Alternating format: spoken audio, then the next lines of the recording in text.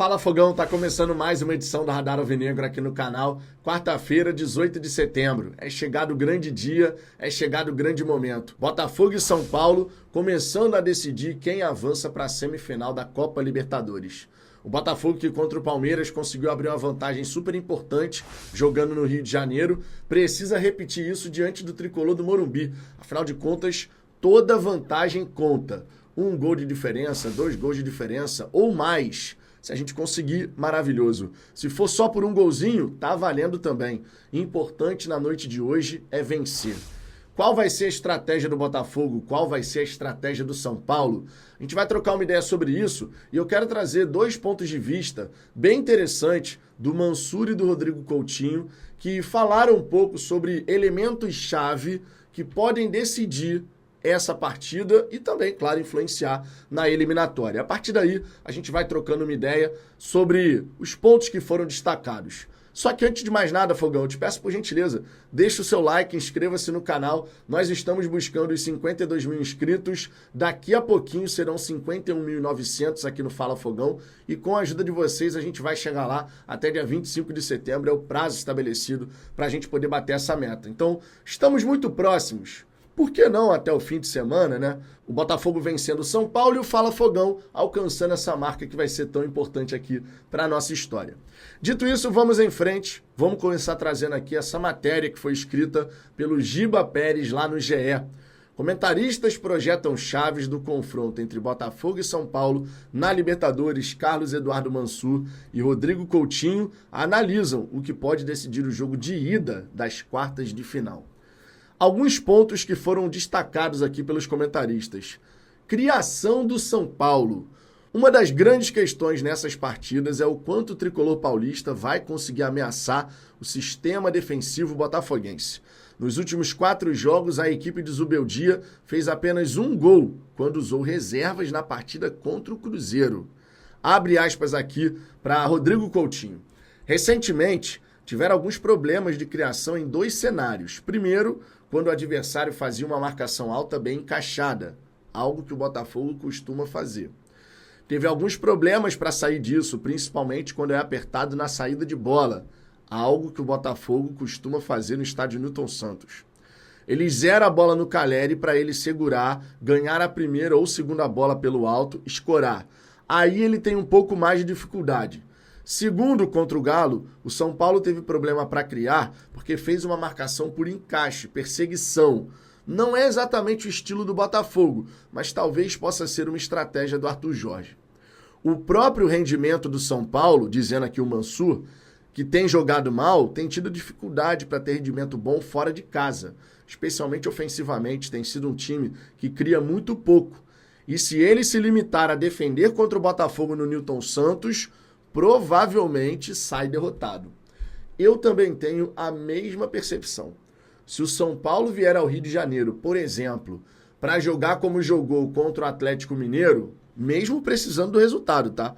O São Paulo perdeu no Morumbi por 1-0, o Galo conseguiu sair com a vitória jogando fora de casa, e aí quando foi na Arena MRV, o São Paulo teve uma posse de bola extremamente estéril. A torcida do São Paulo ficou super revoltada, inclusive, por isso, porque, afinal de contas, você precisava sair para o jogo, buscar o resultado, mas o time do São Paulo ficou em vários momentos trocando a bola para lá, para cá, mas sem de fato chegar, agredir, conseguir pisar na área do Galo. Então esse é um ponto que chamou bastante a atenção. São Paulo fora de casa, com seu time titular, realmente não vem fazendo grandes jogos. No Campeonato Brasileiro, por exemplo, desde o dia 3 de julho, que não vencia longe do Morumbi. Pois é, o Atlético Paranaense lá na Liga Arena.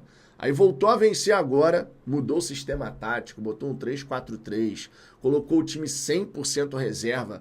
Aí o time conseguiu performar melhor, venceu a partida. Os torcedores do São Paulo começaram a falar: Zubeldia, pelo amor de Deus, não joga no 4-2-3-1, muda o time titular, coloca alguns dos jogadores aí que se destacaram. O Marcos Antônio, que é o volante, foi muito elogiado pelo torcedor do São Paulo. O William Gomes, que inclusive deve começar jogando essa partida contra o Botafogo também, um pedido aí praticamente unânime da torcida do São Paulo. Sem contar o tirar o Luciano, colocar no banco de reservas, trazer o Lucas Moura para dentro, enfim, algumas mudanças que foram requisitadas pela torcida do São Paulo. Difícil imaginar que o Zubeldia faça tudo de uma vez, ainda mais com um jogo tão importante pela Copa Libertadores. Mas uma coisa eu acredito que a gente pode cravar aqui. Dificilmente a gente vai ver um São Paulo agressivo, marcando em cima, bloco alto. Muito improvável isso. Muito improvável mesmo, porque não é isso que o Zubeldia tem feito. Contra o Nacional do Uruguai, teve posse de bola, mas também aquela posse de bola estéril, mais uma vez. 2 finalizações no jogo inteiro contra 14 do Nacional, lá em Montevidéu. Então esse é um ponto importante. O Botafogo impondo o seu jogo, conforme disse o próprio Marlon Freitas, né? Jogando em casa, vamos impor o nosso jogo para buscar o resultado. O Botafogo jogando em casa, naquela agressividade e intensidade, vai ficar difícil para o São Paulo segurar se vier ao Rio de Janeiro só para se defender. Tomara que eles queiram fazer isso, né? Posse de bola. Ter a bola não é garantia de vitória, mas pode ser importante para a equipe paulista conseguir igualar a partida. Essa é a forma mais eficiente de ameaçar a defesa da equipe treinada por Arthur Jorge. E aí você tem aqui o comentário, abre aspas. A chave do jogo para o São Paulo passa por ficar mais tempo com a bola. O Botafogo é um time que defende bem, se sente mais confortável quando fica mais tempo com a bola. Quando consegue ter um jogo de posse, mas também de trocas de transição. Quando é um jogo de muita trocação, se sente confortável assim. Se o adversário ficar muito tempo com a bola, uma troca de passe mais longa, mais tempo instalado no campo de ataque, aí começa a se impacientar um pouquinho, a apresentar algumas questões defensivas. Atrapalharam em jogos como contra o Cruzeiro, por exemplo, que é um time que tem essa característica. Palavras aqui do Rodrigo Coutinho. É claro que o Botafogo, ele hoje não tem uma única identidade.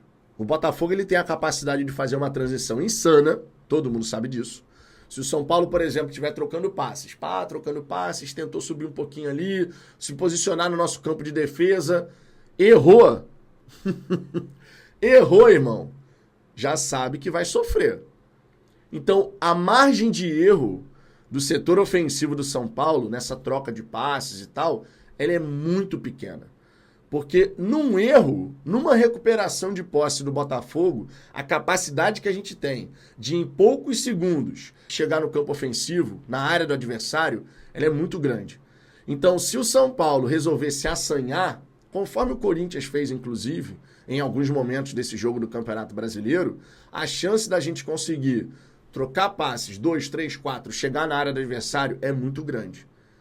Cara, a estratégia do São Paulo, seja ela qual for, tende a gerar sofrimento. Ah, vai ficar mais com a posse da bola. Se ficar trocando passes lá na defesa, o Botafogo vai subir a marcação, vai encaixar, vai dificultar. Vai ter que dar um chutão pra frente.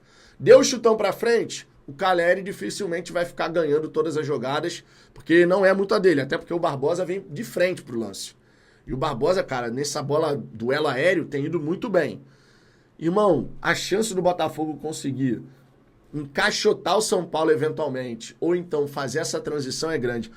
Se a nossa defesa, tá, os nossos jogadores estiverem muito aplicados ali nessa questão da marcação, da imposição física, o São Paulo dificilmente vai se criar no estádio Newton Santos. Marcação pelos corredores. Sem a bola, o São Paulo vai precisar de velocidade nas pontas para explorar os corredores que o Botafogo cede pelas laterais. Mansur projeta a entrada de William Gomes, que vem ganhando espaço nas últimas partidas, como uma arma para isso, tanto defensiva quanto ofensivamente. Ele comentou o seguinte: o São Paulo vai precisar de jogador pelo lado que, com essa capacidade de eventualmente acompanhar os laterais no trabalho defensivo. Com o Lucas e o Luciano juntos, tem uma dificuldade defensiva nesse aspecto. Pode ser uma forma de conseguir equilibrar um pouco mais a parte defensiva. A entrada do William Gomes, que provavelmente deve ser no lugar do Luciano, pode ser um passo para isso, além dele dar um escape de contra-ataque. Esse garoto realmente está mostrando potencial. É um garoto para a gente ficar atento. 18 anos, entrou muito bem contra o Cruzeiro, já tinha entrado bem na equipe do São Paulo anteriormente. E não à toa, os torcedores do Tricolor do Morumbi estão olhando para ele e projetando ali um moleque que pode realmente ajudar a fazer a diferença. Tem velocidade, tem qualidade. E o Vitinho, que deve ser o titular do Botafogo na lateral direita, tem que estar muito atento. Vitinho que já jogou contra grandes craques da Premier League e tal, mas tem que estar muito atento, tem que estar muito focado, muito concentrado, porque se você tem um jogador de velocidade que pode ajudar no escape da equipe do São Paulo, tem que chegar firme, né? De forma leal, mas chegando firme. Inclusive, sobre essa questão de chegar firme, entender a característica da arbitragem nessa partida. Os jogadores do Botafogo têm que rapidamente fazer essa leitura. Se você faz uma leitura correta sobre a característica que o árbitro da partida, os critérios que ele está adotando, você pode tirar vantagem. Por exemplo, se é um árbitro que não fica marcando faltinha. Qualquer encontrão é falta. Não, ele deixa o jogo seguir. Então não fica pedindo falta. Não entra numa de, o cara encostou em mim, é falta. Não entra nessa. Joga o jogo, deixa que as faltas mais intensas de fato aconteçam, mas aquelas disputas normais pelo espaço, aqueles encontrões, meu irmão, segue o baile. Para você realmente não perder segundos valiosos. Porque muitas vezes é isso, né? Muitas vezes você deixa de fazer uma grande jogada porque você perdeu um segundinho a mais ali reclamando ou achando que ia ser marcado uma falta. É importante entender qual é o perfil da arbitragem nessa partida. Preenchimento de meio campo. O quarteto de ataque escalado por Arthur Jorge com Thiago Almada, Luiz Henrique, Savarino e Igor Jesus é um dos grandes traços do time alvinegro. São 4 jogadores de grande talento que aos poucos encontram entrosamento para entregar o que era esperado desde o começo. O argentino vem da melhor partida com a camisa alvinegra, na vitória contra o Corinthians, no último final de semana. As trocas de posição e a movimentação dessas peças deve ser uma grande ameaça aos tricolores. E aí foi comentado o seguinte, abre aspas, outra questão é o Botafogo conseguir criar a vantagem que ele costuma criar na entrada da área do adversário, onde ele chega a ter 4 jogadores por ali, sobrecarregando o Luiz Gustavo e o Bobadilha. Acho que isso é um ponto importante do jogo. Superioridade, seja numérica, seja técnica ou de qualquer outro tipo, sempre vai fazer a diferença. Então a maneira como você encaixa a marcação, a maneira como você faz o perde e pressiona, a maneira como você sobe o seu bloco, tudo isso conta, esses detalhes contam demais. Jogadores que são pressionados e não têm uma opção de passe, uma ou duas pelo menos, acabam rifando essa bola. Né, dando aquele chutão, porque melhor se livrar do perigo do que ficar aqui e perder a bola. Então o Botafogo, cara, ele tem tudo para realmente, conforme eu disse, encaixotar o São Paulo de vez em quando. Porque é uma equipe que tem essa dificuldade. O time titular do São Paulo, com o Zubeldia, jogando no 4-2-3-1, que é o que parece vai acontecer na noite de hoje, eles têm essa dificuldade de conseguir sair numa boa, de fazer o seu jogo fora de casa, não consegue criar tanto. O Botafogo tem que tirar proveito disso tudo. Mesmo que ele coloque o William Gomes, uma andorinha só não faz verão se o sistema como um todo estiver bem encaixado. Então é o Gregory fazer a parte dele, o Marlon fazer a parte dele, o Vitinho, o Marçal, que também deve ser titular, a dupla de zaga, o Caleri não podendo se criar para cima, seja do Bastos, seja do Barbosa. Os nossos pontas, Luiz Henrique de um lado, o Almada do outro, de repente é o Savarino que está por ali e é o Almada por dentro, o Luiz Henrique sai da direita, o Savarino cai por ali, você tem o Igor Jesus se movimentando, fazendo pivô. Cara, nós temos muitas armas para dentro de casa sair com a vitória. E eu estou muito confiante que a gente vai abrir uma boa vantagem na noite de hoje. Vai ser uma noite de Copa daquelas, Fogão. Acredito que o Botafogo vai encontrar os caminhos para poder fazer o resultado? Eu acredito. E Luna também, que eu já perguntei e ela vibrou efusivamente sobre as chances do Botafogo nessa partida. Minha filhota não estará presente nesse jogo, porque é 9h30 da noite, na ocasião a gente nem sonhava em levar a Luna num jogo 9 da noite, como levamos contra o Corinthians, quando eu comprei o ingresso. Mas a Luna está confiante, e se a Luna está confiante, eu também estou. Deixe seu comentário aqui embaixo, daqui a pouquinho volte aqui no canal, porque vai ter muito mais conteúdo para a gente poder falar tudo sobre essa partida. E na hora do almoço, pré-jogo aqui no Fala Fogão. Pois é, pré-jogo daqueles, irmão, pré-jogo de Copa. Tô indo nessa. Por hora é só, um grande abraço, beijo no coração. Fui, valeu!